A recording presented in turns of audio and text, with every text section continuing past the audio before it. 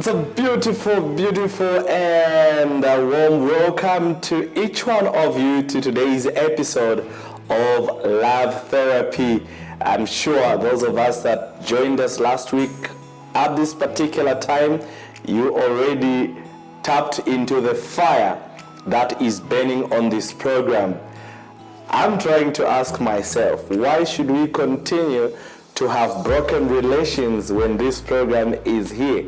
It's love therapy, meaning we are providing a therapy on how you are supposed to live, on how I'm supposed to live with my family, my wife and my children, my friends, and everyone around me.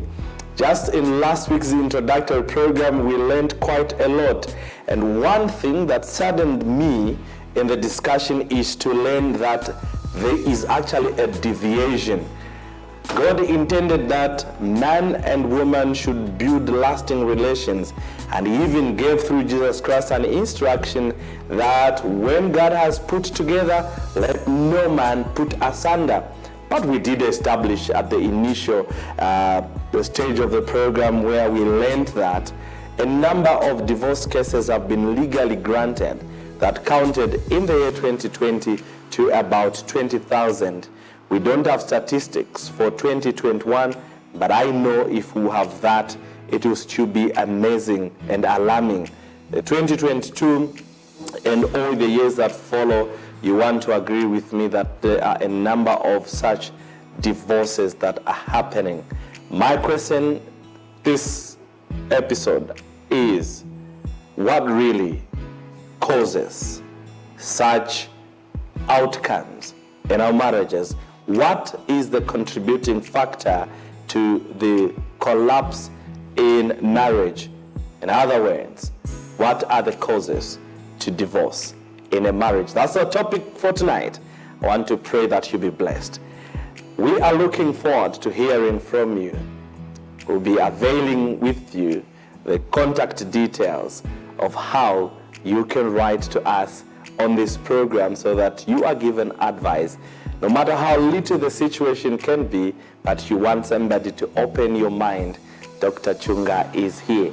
My name is Bright Sinkers, your host on the program, and like always, Dr. Daniel Chunga gets to join me on the program. Doc, good evening and welcome to Love Therapy. Oh, thank you. Greetings, dear viewers, and welcome to Love Therapy. Yes, indeed. Yes. It's only Love Therapy that provides a solution to the situations that we could be going through. Last week was amazing. We learned quite a lot. But today we are getting right into the thick of things. One of the things that came out strongly is that marriages are breaking. The question is, why are marriages breaking? Wow. For sure, you are a witness to how these marriages are getting dissolved. Sometimes on flimsy grounds, marriages break.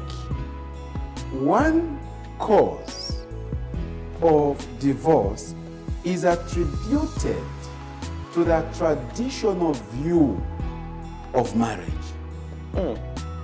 According to Bemba people, they say, ubuchende bwa mwaume tabutobe nganda. Meaning, adultery involving a husband does not break a home. That is a loaded traditional view. Meaning, the husband can commit adultery and get away with it. Just be free. It's okay. Provided you are the husband. Provided you are the man. The woman should be quiet. Yes. So the woman should just accept and give in. If you're rather. That is their nature. In other words, the implication with this statement in Ibemba that says, ubuchende bwa mwaume tabutobe nganda, it simply means it's in the nature of men to commit adultery. Now, meaning, Isn't it what we say, Doc, even before you Yes. get there? Like, our women today have lost trust in men because they think every man is bound to cheat. Oh, yes. We are all implicated, Unfortunately. However, if a wife is caught committing adultery, that is considered in traditional sense a taboo. Tiratondwa. Chiratonda mupamba. You can't commit adultery As a woman. as a woman. And the end result is divorce, non-negotiable. But there's this traditional view, ubuchende bwa mwaume tabutobe nganda, meaning a husband can commit adultery, but the home should not break. That's according to Bemba culture. However, there is also a saying in the southern province, a Tonga boo. Bring it on, Doc. Now, when they say a Tonga boo, you understand it when you basically look at rearing cattle. Right. You are there, by the way, Tongas are pastoralists. They live by looking after cattle. That's true. Their wealth, basically, traditionally, was cattle rearing. Yeah, so Now- more cattle, more wealth. Now, they say in agriculture, in cattle rearing, a bull can service about 25 heifers. Those are cows. 25 heifers, which are separated from breeding. Meaning, you put the heifers in their own paddock and take a bull, Just one. just one. All the 25 heifers will be serviced By one bull. by one bull. And if cattle are kept together with a bull can service about 40 heifers or cows in a crop. Now, this analogy is for animals, not for Human beings. not human beings. Now, when they say a Tonga bull, Yes, Doc. it simply means a man is tough. He's able to go out not just with one Just female, one woman. You not are a one weak guy. woman. You are You are a not a weak bull. guy. You are not a bull. You are a weakling. You are nobody. A real bull should service more than one cow or more than one heifer. I've referred to the Tonga bull notion really, Doc, ignorantly. I'm saying ignorantly because when we talk about Tonga bull, for me, I thought it's just a phrase to say a man is strong, you know. But now that you've brought in this explanation to say the Tonga bull notion is as a result of not being content with one as a man, but multiple. And we are looking at this scenario you've given where one bull, 25 heifers. That's inhuman. Now, according to Southern Province, some parts of Southern Province, you get one man married to 10, 11, 15 wives. That we know. That is common knowledge. Of course, the other tribes in Zambia, maybe the Mambwes are also polygamous in other countries. But when they say a Tonga bull, Padar. it means you are unlimited. You can go on a rampage. No, but I love your conclusion Yeah. at this part to say this is for animals, not human Not beings. human beings. Yeah. But we have seen this happening. Yes, certainly. We have seen this happening. And actually, I'm going to bring this in a twofold, Doc. Yes. Polygamous, in a way, you would say this person has gotten 2, 3, 4, 5, 10 wives. They are legally his. But when they are not your wives, you still have the liberty to sleep as many as you can, as many as 25 as a man. in the name of being Tongabu when actually they're not a wife. Let's look at these two. Well, that is considered traditionally you are committing adultery. Okay. But those women who are with you and you have negotiated for marriage, they are yours. And it's not adultery. You can service them. But in biblical sense, any relationship that calls for a third party, that is not acceptable. However, we are looking at the causes of divorce. Right. We have looked at traditional views by the Bembas, by the Tongas, which kind of propel some men to justify why they can go. It jumpstarts their ego. Correct. Now, there's another cause that can lead, traditionally, that can lead into divorce. One of it is impotence. You are unable to produce children. Traditionally, you cannot be a married man or a married wife and there are no children. In fact, in those days, long time ago, if it's you a problem as a man, they will look for your cousins to go into your wife and have children. Because you can't.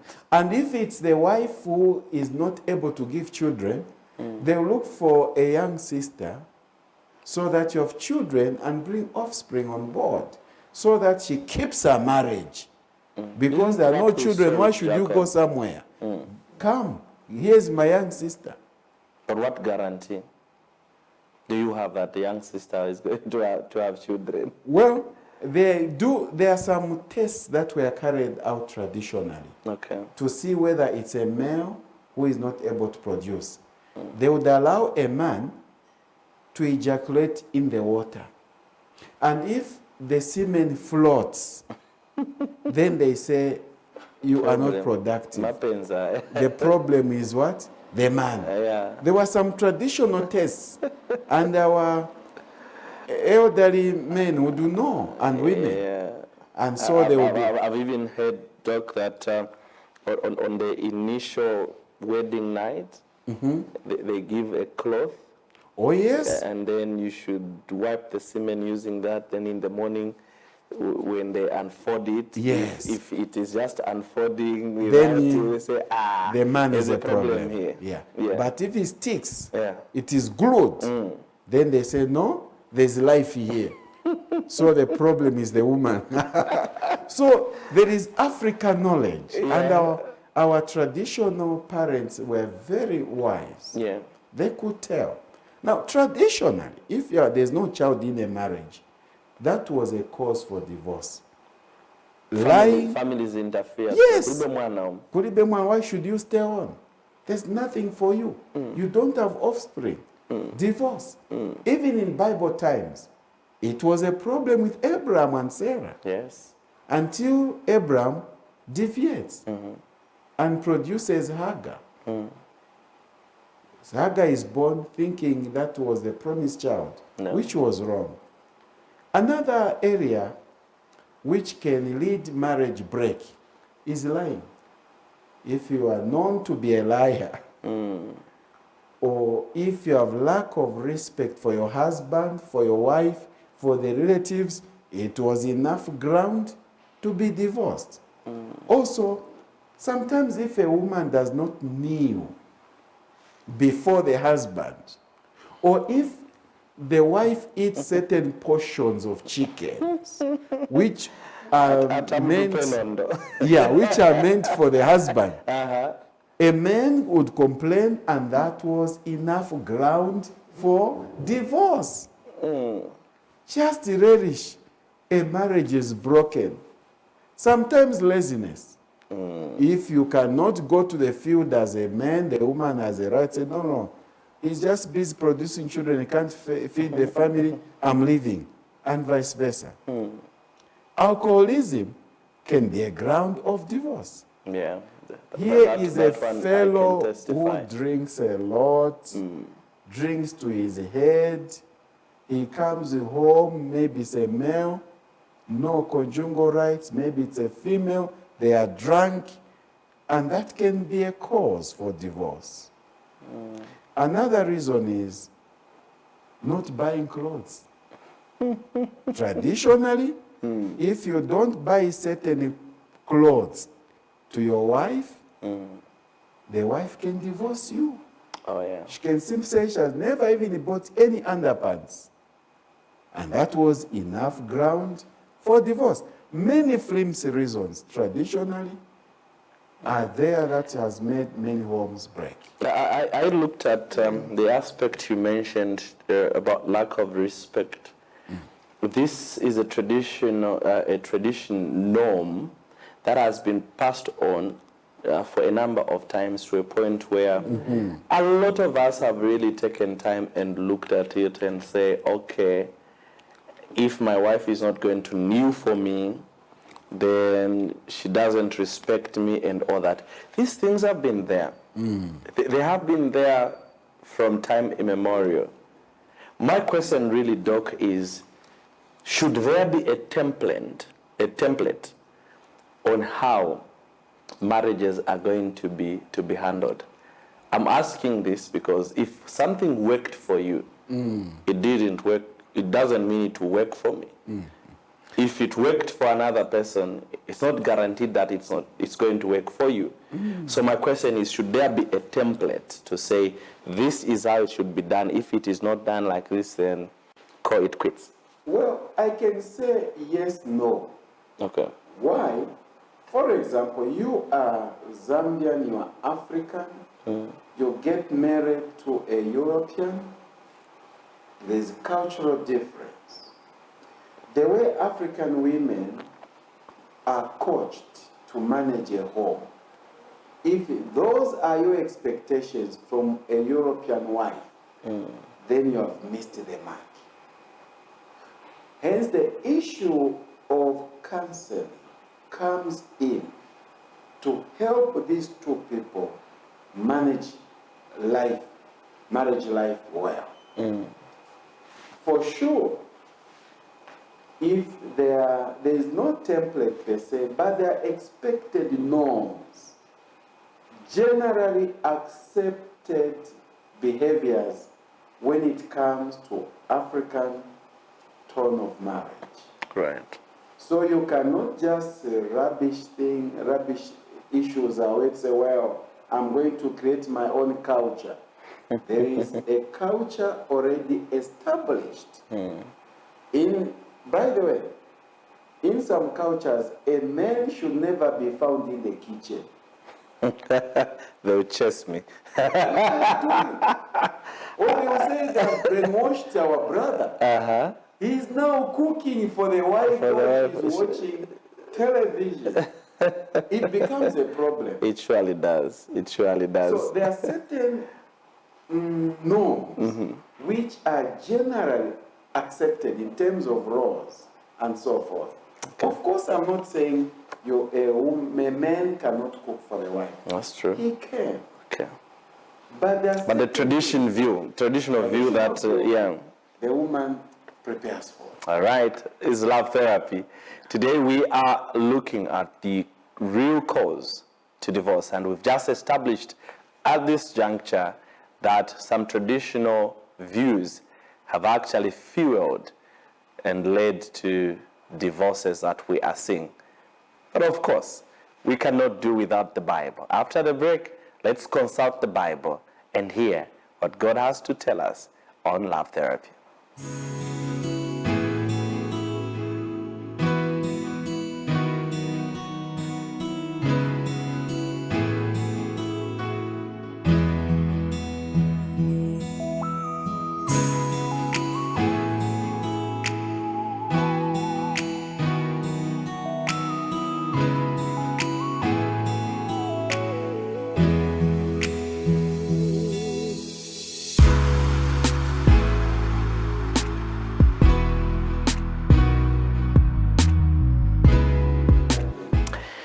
Welcome back.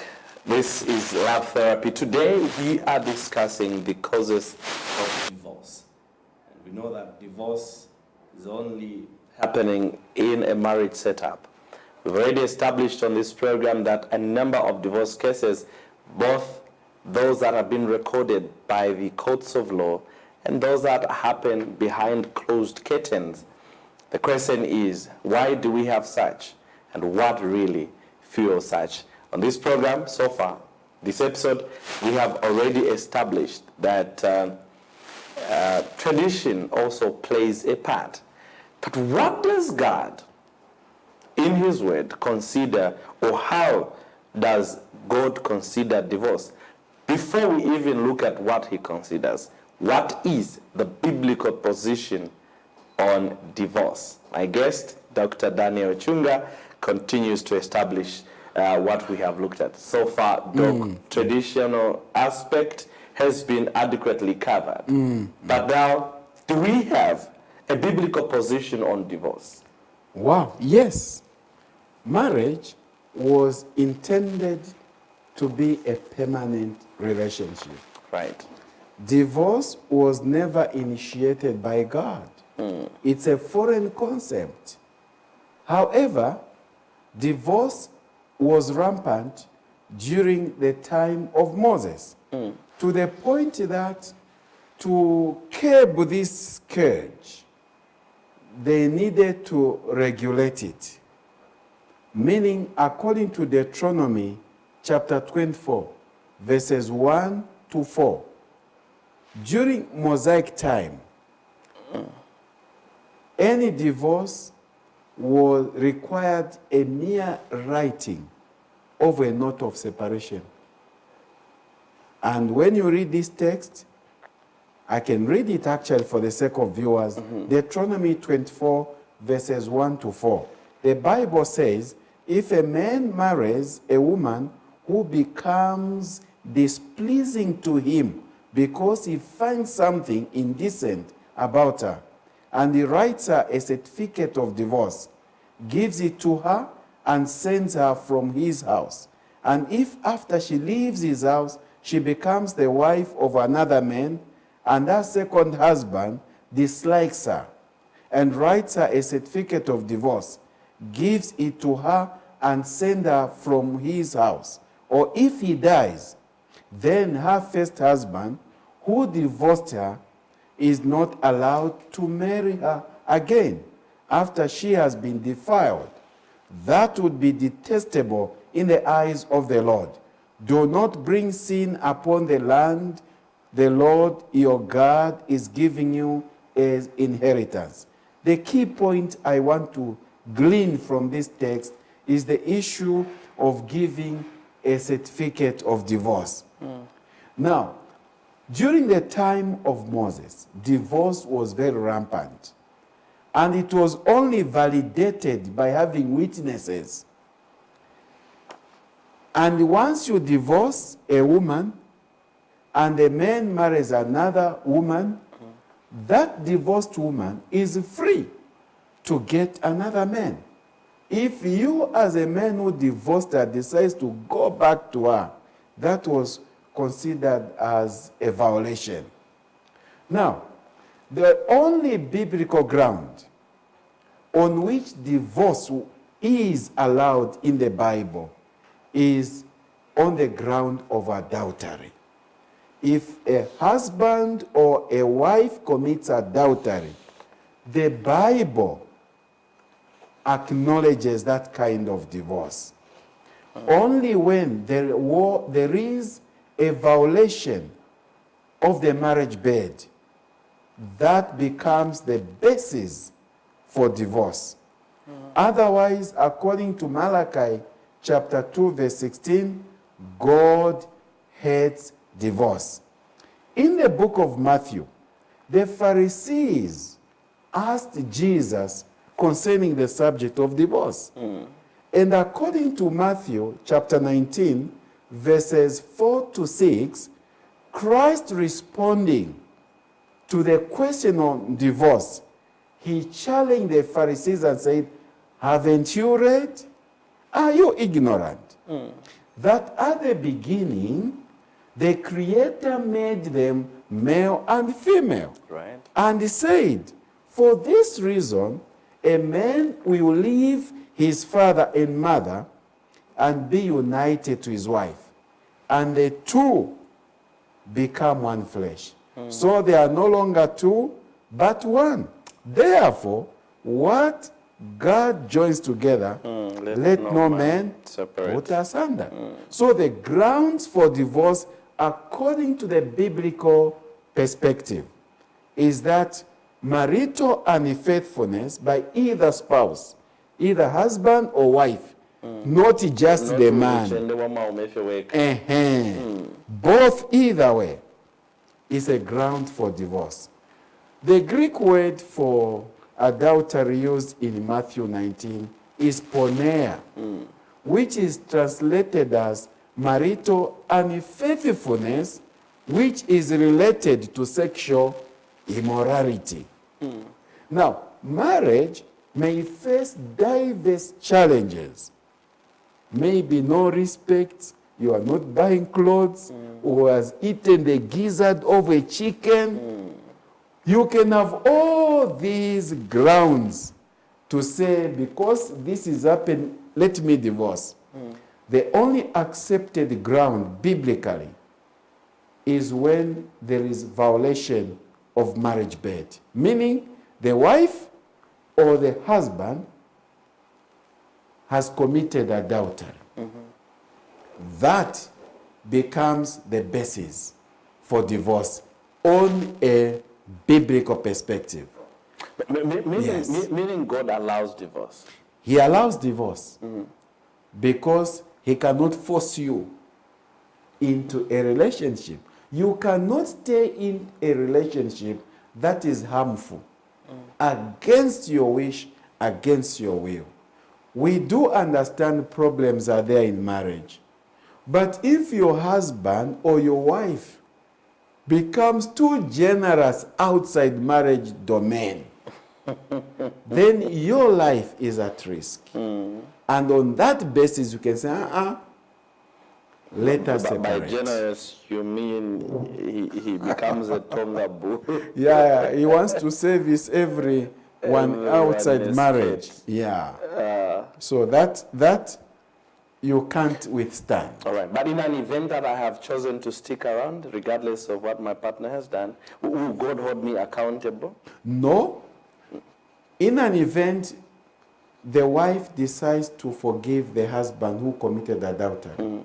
Or in the event, the husband decides to forgive the wife who has committed adultery. God will be happy with that. Because in as much as you want to divorce, there are certain repercussions that come along with divorce. And if forgiveness becomes a lesser evil, there is no violation biblically for you to stay together with a partner who has committed adultery. So we have, you have repeatedly on this program this far read Matthew 19 in the previous episode, and this one where you've brought in the aspect of divorce really. So the core is that what God has put together, let no man put asunder. This is what God wants. Is there a punishment for a person that really is the reason for which a separation occurs? Oh yes. You know, marriage is so complex that even when you are innocent and you decide to divorce, you will feel the pinch of that divorce. Because it takes two to tango. Right. So, marriage is a complex institution. It unites two lives together to make one. And to separate that life, to fragment that life into pieces, you don't remain the same. When you divorce, you don't remain the same. Something goes missing in your life. And we will talk about effects of divorce one of these days. Okay. So that we really look at the issue of divorce with two lenses. So that when you decide to move out of it, you must be ready for the repercussions that go along with divorce. Okay. So we have established really what fuels divorce, and then the biblical grounds for which one can choose to divorce and all that. But the question still stands.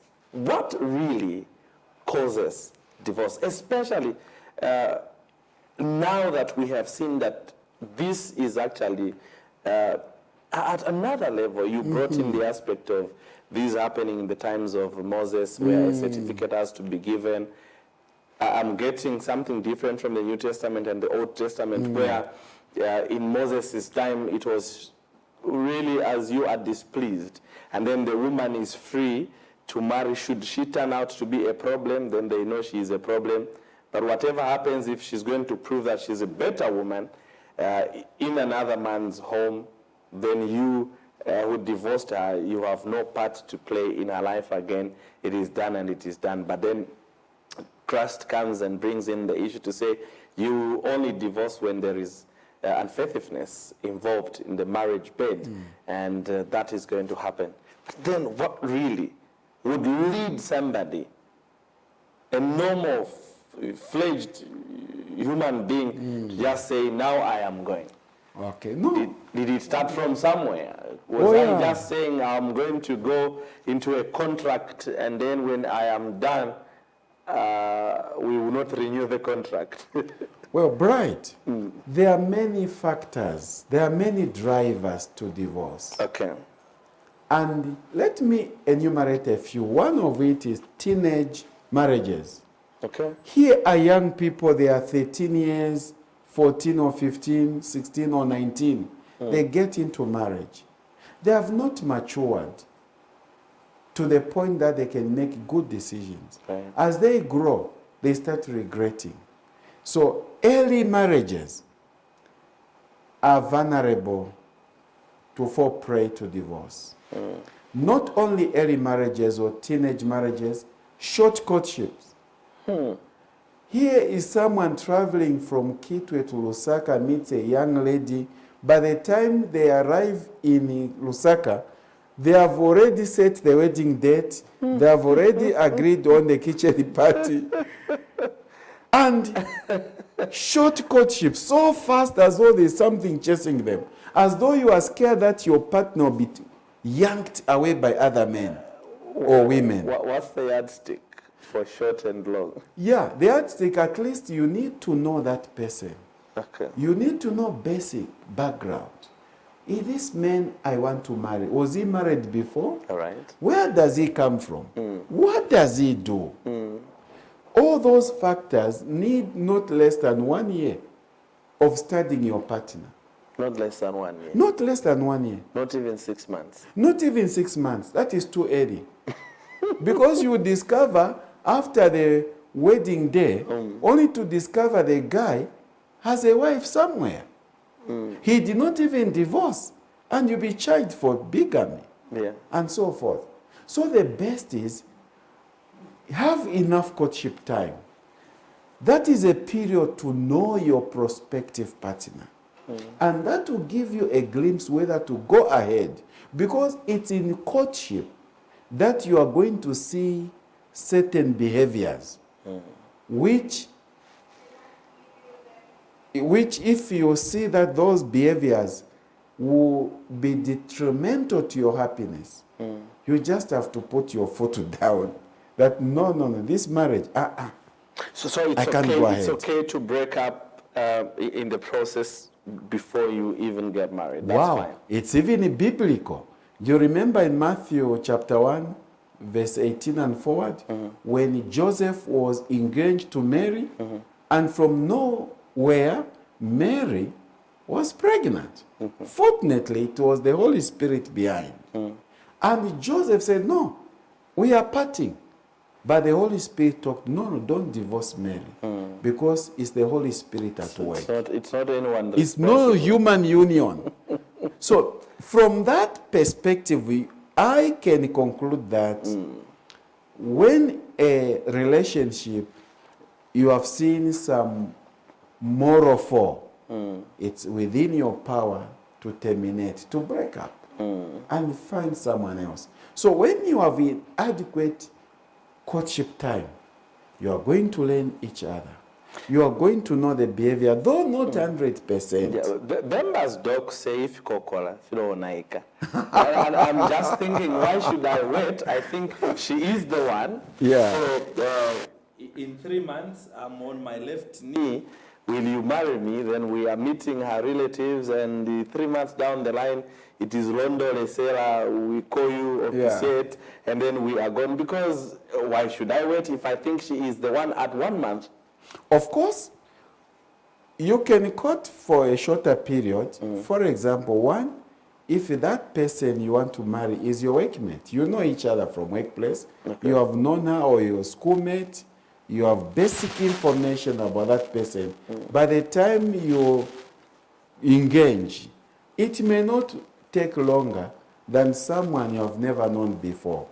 So there are certain exceptions. But the general principle is that you need adequate time in your courtship to know your partner so that you don't marry a stranger. Right. Of course, people pretend. Yes, they do. They pretend. Because they want marriage. Imagine you discover your wife has 3 children outside marriage. It simply means you did not do due diligence. Hence, enough courtship is good. And also another driver or cause for divorce is premarital pregnancy. Here is a male and female, and the lady is pregnant. And because she is pregnant, you just want them to say, you have to marry this lady because there is a child. Now, pregnancy can come about even when you don't love each other. That's true. Out of mere infatuation. There is a saying on social media, Doc, to say, when you meet the beautiful one, they don't easily get pregnant. But the moment you find an ugly one, you really don't intend, but it's just a one-night stand, and boom, she's pregnant. It's somebody that you cannot really relate with for a long time. Yeah, but then you reach in a situation where, well, I just wanted to try, and then boom, she's pregnant. Yeah, when you marry in such circumstances, it means possibilities of divorce are very high. Very high. Because you don't love that person. It was circumstantial. And that is one driver that will lead for that divorce to break, for that marriage to break. Lack of counseling. Let's begin on that one when we come back. Okay. Love therapy, we are discussing the causes of marriage, and it's already unfolding now on this program that there are a number of things: teenage marriages, short courtship. We spent a lot of time on this one, but there is also premarital pregnancy. And we are coming to lack of counseling. Let's see what will happen on the other side. For now, let's take a break.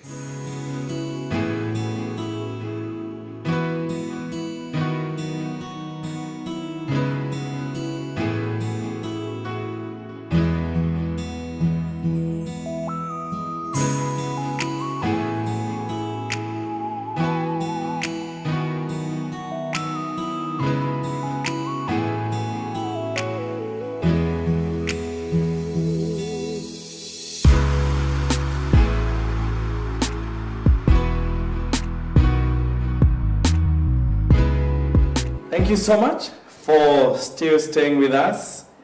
We are discussing the causes of divorce and not of marriage as it were, but it's the causes of divorce, and a lot has been established. So far, we've been told teenage marriages, short courtship, premarital pregnancy, and just before we went on a break, we were about to look at lack of counseling. Pastor Daniel Chunga, how is counseling very necessary to keep a marriage going? Wow. Premarital counseling is critically important. Okay. You can imagine you are in a hospital and the mechanic is the one operating on you, you die before death. So, for those who want to go into this school, into this institution of marriage, they need to be educated concerning marital responsibilities. Okay. It's not just sleeping on a bed with a woman or man that makes marriage. Marriage has got responsibilities. The couple, prospective couple, needs to go through counseling to prepare them how to live in marriage.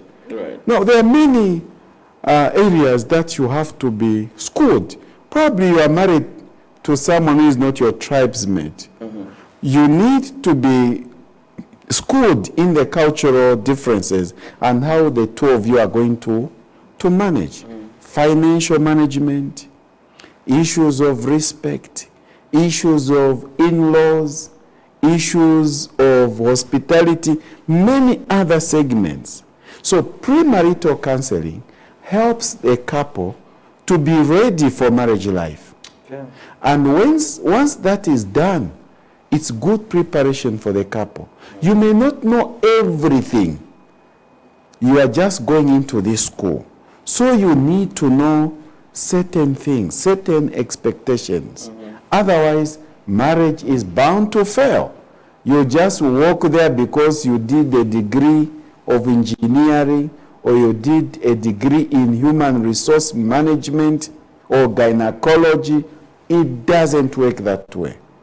You need to be prepared for marriage life. So in this regard, who then should one consider for counseling? Because I know there is the aspect where if you are a Christian, a church goer, there is need for the pastor to counsel you, but then traditionally also the people that say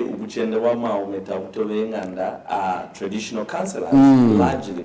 So who do you consider at this particular time if you are serious about your marriage? I would recommend that both traditional counseling takes place and also church counseling. Okay. Pastoral counseling, traditional counseling, they should go hand in hand. Okay. So that the couple is really ready for marriage life. These counselings are very important to a woman and to a man that is ready for marriage. Okay. Because you get shocked. What is in marriage is not what you expect when you're outside. And a human being is a complicated creation. Managing a human being, some take years. They even get doctorates. Managing workers. What more managing a wife? Managing a husband. The one you live with forever. It's complex. And counseling is just very important. Even sex education. Okay. It's not just making your wife pregnant, which is makes you to feel you are a man. There are certain things a married man needs to know about sex life. Same with the bride. It's just a pity that our traditional norms require that a young lady is when she reaches puberty, or a young man, then they are taught about sexual issues, which makes some confused and they want to practice what they have learned. In the faster lane. In a faster lane. But generally, in Tonga, they used to have what we call kolola, where a bride has reached puberty, is put in a house, is taught those things. I wish those things can continue. They added some morals to our children. Except there is always the element of abuse in whichever way you go. But for anybody wanting to get into marital responsibilities, must undergo counseling. So be traditional religion. Yes. And how long? Because you did mention something to do with the courtship is not supposed to be short. How long should we undergo marriage counseling? Not a weekend, and then on Sunday you are marrying, you start being cancelled on Friday. Then on Sunday you are marrying. That's too late. You need adequate counseling at even 3 months and more. you are better off that way. So that the counselors look at their syllabus, they move you from one level to another level. You look at relatives, you look at hospitality, you look about finances, you talk about sex education, you talk about maybe self-reliance and many more.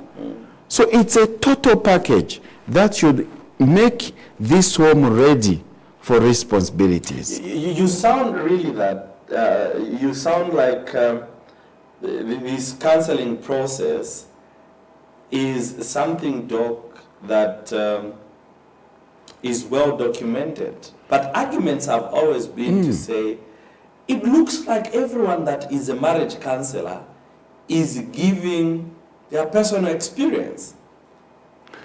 To be honest, it's true. You can only draw water from a well that has water. You can't draw water from an empty well. That's right. Your personal experience as a counselor will add value to this counseling. But also, we need to have something documented. I'm glad in the Southern Zambia Union, though I'm not the right person to say that, but because I had the privilege to participate on the aspect of premarital counseling. I wrote a section on that, and I've also written a book in that same area, preparing for your wedding and honeymoon. Okay. I have categorically pointed out and said, for any successful marriage to come by, premarital counseling is not exempt. Everyone wanting a stable home needs premarital counseling. It does not mean that when you are counseled, then you want divorce. No, that would be assuming too much. Okay. But basic information on how to go about marriage life is important for you to sail through the school. So it's one day at a time. Yes. Another cause of divorce is basically education disparity. Nowadays, they're talking about levels. You must marry within same levels. There must be at least marrying within the age brackets. Age brackets. When you have... One would ask, what's your recommendation when it comes to age difference? Because I think this question has been coming repeatedly in a number of ways. Yeah. The Bible, and no one has basically, who has authority, has indicated the age disparity between male and female, age difference. I mean age difference. Sure. When we talk about age disparity, we are talking about extreme ends, maybe 20 years difference between a male and a female. That can be a problem. But when, in some cases, marriages where maybe a woman is 2 years older than a man, and their body shape does not mean, doesn't threaten the man. Some have married. But when you talk about education disparity, here is a master's degree holder married to a grade 7. It's possible you can marry. And if you marry in that situation, you must be counseled to bridge the difference. Bring up this lady to maybe first degree and so forth. But when there is just a big disparity, education level, here is a chemical engineer who tells the wife, can I have sodium chloride? And the lady is grade 7. She will go to the dictionary and say, what is sodium chloride? And yet the guy just wants salt. So you make sure in your intentions for marriage, there is some kind of educational balance, levels. If you are a farmer and you marry a farmer, hallelujah, you are going to understand each other. You are a medical doctor, you want to marry a security guard. That's a problem. And also there is also what we call midlife crisis. When men reach around 40 or 50, they become aggressive in sexual matters. They want to go out with young ladies to prove a point. You know, in life, in business life cycle, business starts and it rises until climax. And then there's decline of business. So in marriage, marriages go through midlife crisis. There is time comes when there is a crisis. For example, you marry today, it's honeymoon. And when a baby comes, know that attention will be deprived from the husband because the young lady has to attend to the baby. And you as a man, you don't understand this scenario. You are bound to divorce. 3 children come. Maybe you are in 10 years in marriage. There will be those differences, those turbulences. It's part of growth. Sexual problems can be a cause to divorce.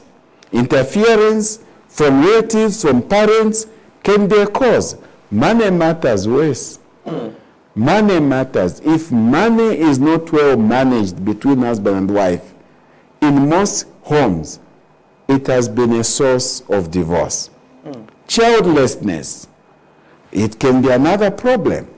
Cultural differences. You even say I'm married to a wrong person because of cultural differences.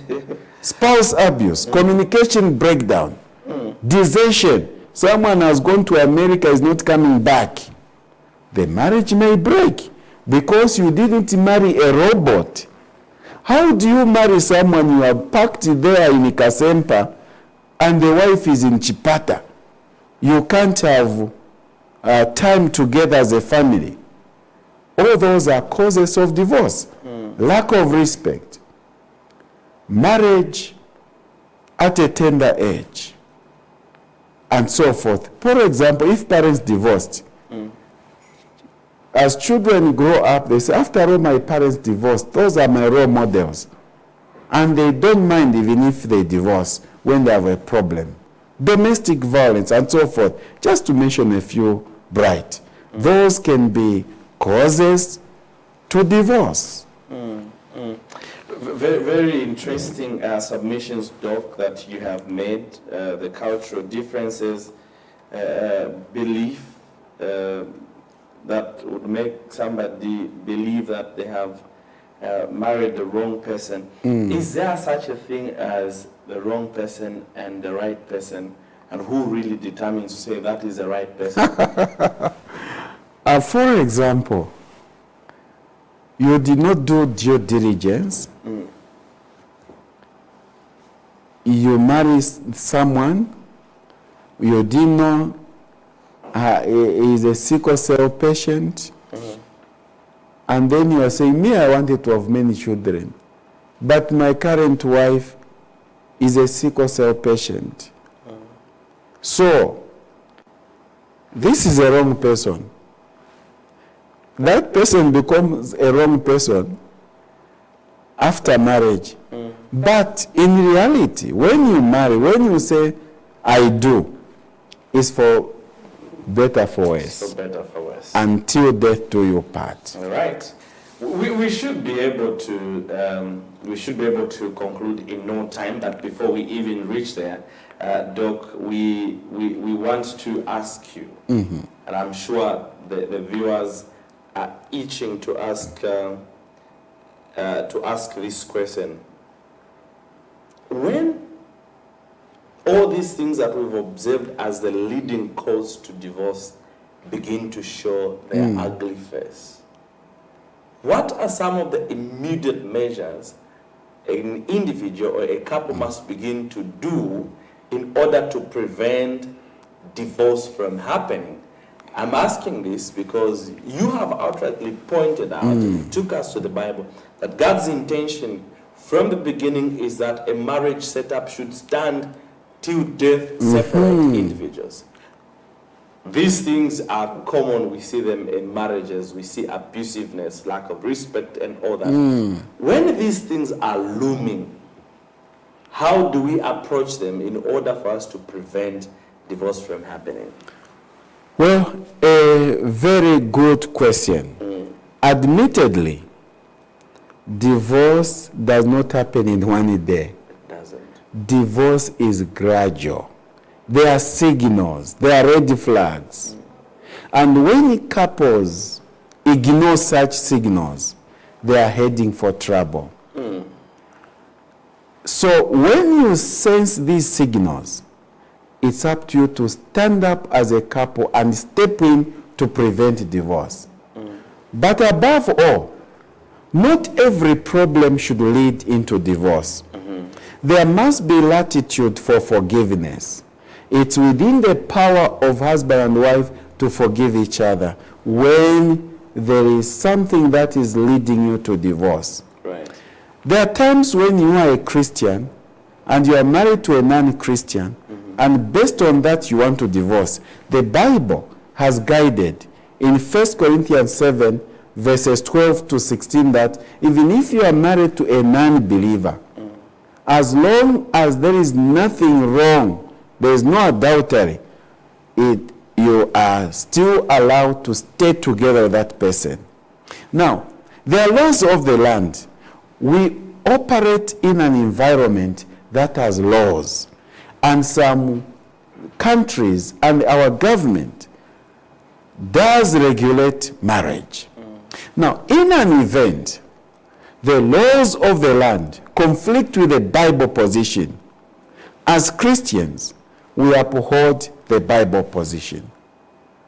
The laws of the land can allow you to divorce on the grounds of lack of children, or you are disrespectful, or they can divorce you because you don't care for the husband, and many other grounds.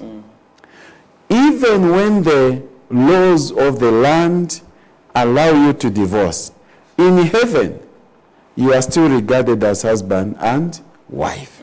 So, it is up to each couple to realize that every marriage goes through some turbulences. Amen. Storms come, differences come. There are times when you feel you just have to give up. But this is where we need resilience from all couples that are together. Learning to forgive, learning to tolerate. But if marriage, relationship deteriorates to a level where life is threatened, I cannot encourage people to stay in such an environment. It will be uncouth for me, it will be unreasonable for me to encourage anybody to stay in a hating a life situation like marriage for the sake of the Bible. That would be wrong. You have to talk if you can't, and if your relationship is a threat to your life. Separation is the last option. Divorce is the last option. But as much as possible, let us prevent divorce because its effects are very damaging. All right. The effects are very damaging, and we will definitely have time to look at the effects of divorce on a number of people. Doc, let's conclude. Yes, we can conclude this way. Psalm number 127, verse 1. Yes. Unless the Lord builds the house, they labor in vain that build it. Yes. Dear viewers, you may be going through some turbulences. You may be going through difficulties. Allow God to do for you what you can do for yourself. Amen. Unless the Lord builds the house, they labor in vain. And he who is building without God is building for nothing.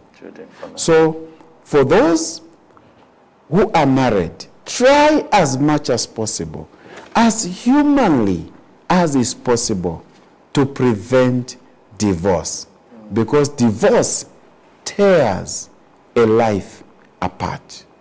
God bless you as we go deeper into issues of divorce. Doc, thank you so much for your time, and we appreciate the wisdom shared on this program. Thank you. All right, we end here for today. I am sure that a solution has been passed on to us. Let's do the most to ensure that we prevent divorce from happening. There are certain life-threatening situations, Doc here has said, let them not break you. It's better we break a marriage before it even starts, when you are able to see the telltale signs that this person might just lead into something that I will not be happy with, then you are better off not starting. I think we have learned quite a lot. I've personally learned something out of here. You shouldn't boast to be a Tongabu, or let not tradition cheat you and tell you that that's what we've brought together on this platform. Until next week at the same time, I'm Bright Sinkos on behalf of my guest, Dr. Daniel Chunga, as well as the entire production team. It's bye-bye and God bless. Thank you. Thank you.